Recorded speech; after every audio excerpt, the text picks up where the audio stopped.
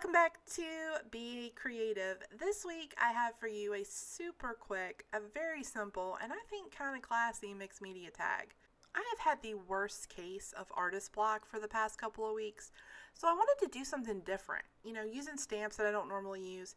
And I was kind of lurking around on YouTube, and I found this lady's channel called A Colored Mind, and she was doing some beautiful tags with visible image stamps and watercolor. So it's like, you know what? I'm totally going to give this a whirl. I was so inspired by what she was doing. I'll put a link to her channel and the video that I watched down below so you can see the original. Her watercoloring is amazing. She started out on watercolor paper, so what I'm doing instead is just applying gesso over a size 8 manila tag. I'm going over it with my finger because I kind of got some dog hair in there, and when you're doing anything in white, like any piece of dirt or black smudge shows up super visible, so that I'm just kind of covering up all that dog hair. Though I'm not going to be able to give this tag to anybody because you're not going to be able to get too close to it. Anyway, so by the way, did you guys see that Tim Holtz released the Distress mixed media paper in white? I am so excited. I think maybe it means that we're going to be close to getting the tags, the size 8 tags in white mixed media paper. You guys let me know what you think. I would kill for that. I think I've mentioned that several times on the channel. Anyway, so I've set that aside to dry, and now I'm going to work on my focal point. So in the original video, the artist used a visible image stamp, and I didn't have that one. So I decided to use a Tim Holtz stamp, and this is an OG one. It's the Artist Journal stamp. But because I am going to be doing something that kind of replicates watercolor, I'm going to emboss it first. And I'm going to use a very simple black embossing powder. There's nothing fancy about it. It's just because when I put all that water over it, if I do this over ink, chances are I'm probably going to have to stamp back over top of it. And I freehand stamped it. I didn't use my stamp platform. So it's just easier this way. So I've already heat embossed it. It's all set. It's good to go. And I'm going to watercolor with Distress Inks. I'm using Speckled Egg, which is the most amazing color in the whole world. I'm like literally, how did I go this long without having that color in my color palette? It's just like blowing my mind. I'm not doing anything fancy. I left this in case you're new to watercoloring, or if you're kind of like me and you don't really have a lot of patience for a lot of detail work. Like I said, I'm not doing anything fancy. I basically just pick it up and put it back down.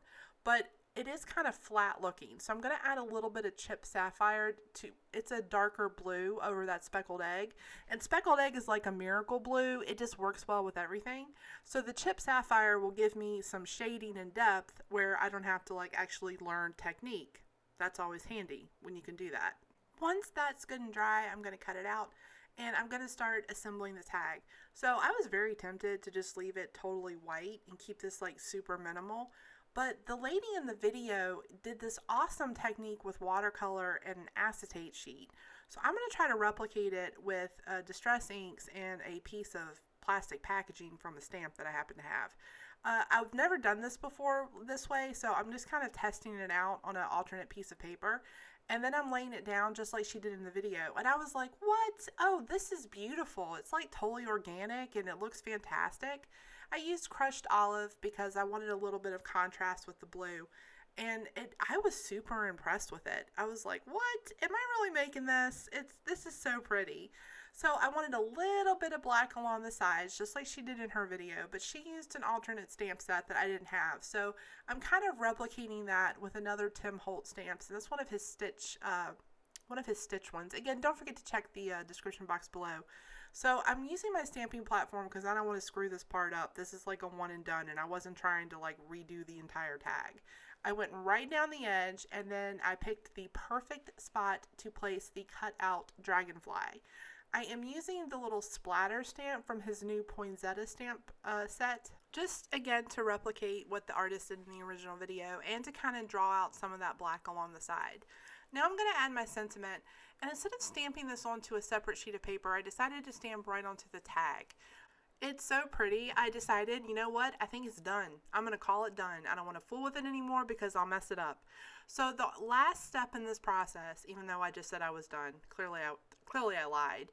I'm going around the edge with some VersaFine Clear Pigment ink, and I'm being really heavy-handed. I want to actually make sure that I get some of that black that bleeds into the white a little bit.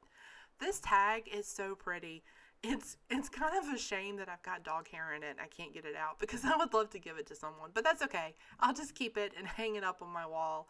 A big thank you to A Colored Mind. You guys should definitely check out her YouTube channel for inspiring this video and helping me get out of my funk. Thank you. As always, thanks so much for watching, guys, and I will see you next time.